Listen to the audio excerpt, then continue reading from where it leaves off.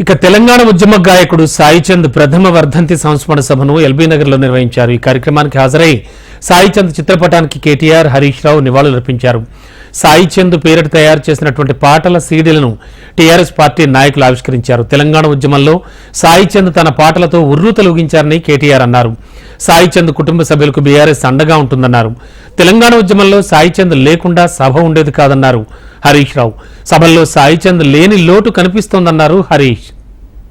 ఆయన మిత్రులందరూ కలిసి ఆయన సంస్మరణగా తీసుకొచ్చినటువంటి సీడీని ఇప్పుడు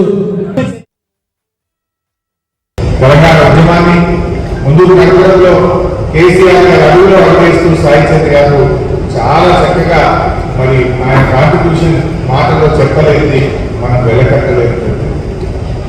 నిజంగా పెద్ద పెద్ద సభలో సాయిచంద్ మాట్లాడుతుంటే నేను చూసేవాడు. ఇందాక మీరు అందరూ అన్నట్టు ఆ శివుడా అనే పాట పాడితే ముందు కూర్చున్నటువంటి వేల లక్షల మంది కళ్ళల్లో నీళ్లు రాకుంది.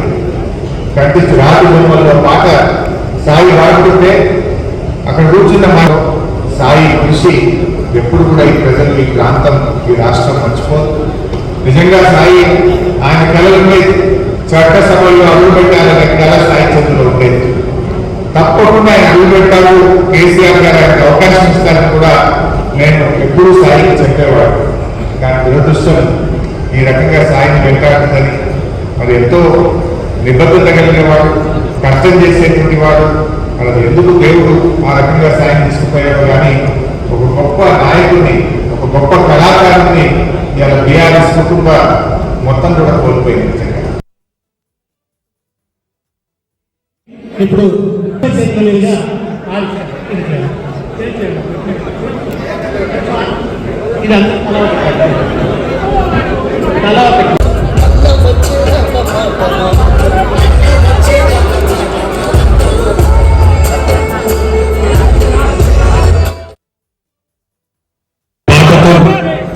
తన అద్భుతమైన వాగ్దాటితో తెలంగాణ ప్రజలకు ఉర్రూతలూగించిన అద్భుతమైన కళాకారుడు, మా సోదరుడు, మా అందరికీ ఆప్తుడు, చిరకాలం మన గుండెల్లో నిలిచిపోయే తమ్ముడు వేదా సాయిచంద్ గారు.